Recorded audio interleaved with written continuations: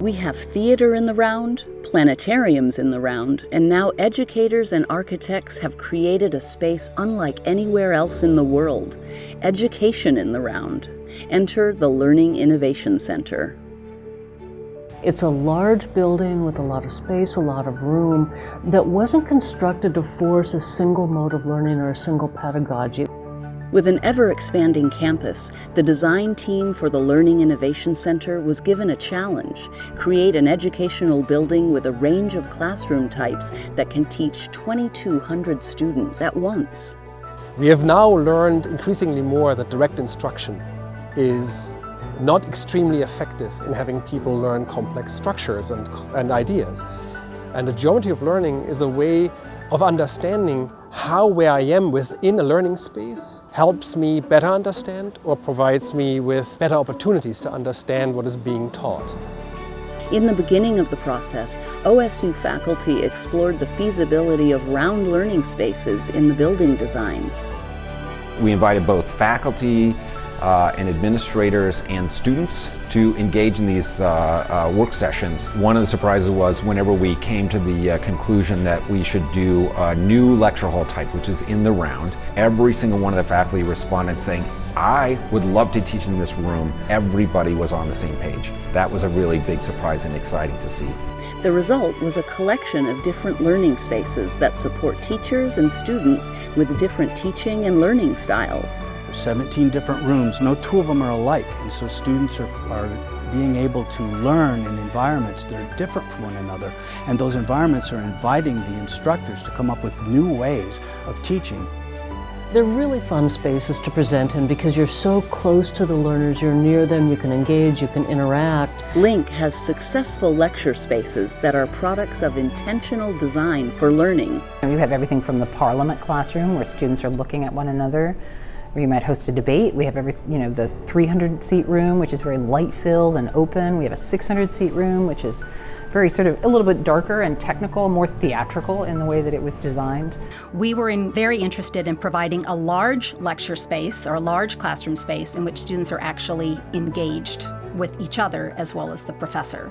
This gave us an opportunity to build, for example, the arena classroom, where no student is further than 10 rows away from the faculty in the center.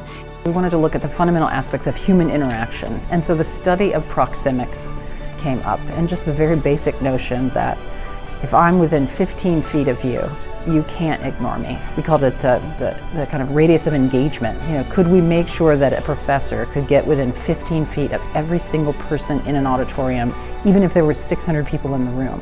Proximity is a key factor in the round room design. In the 600-seat room, the farthest point from the instructor to any student is 8 rows.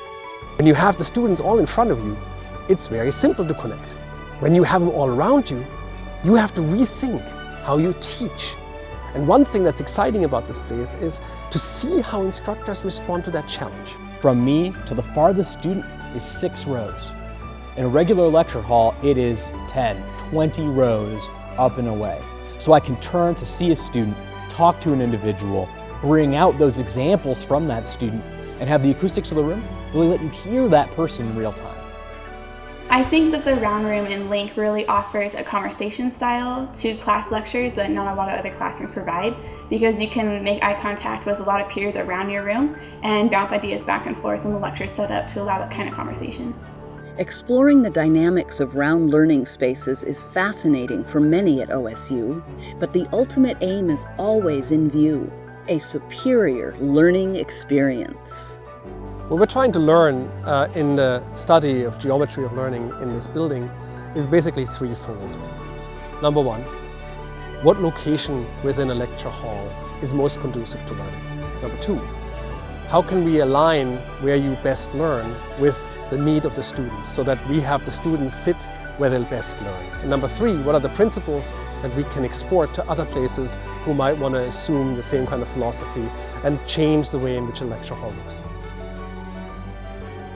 So if we can collect data on which of our students have used those spaces, what their experience was like, what did it mean for their coursework, for their learning, for their retention and mastery of the material, that becomes very important data to help us continue to invest in our students over time.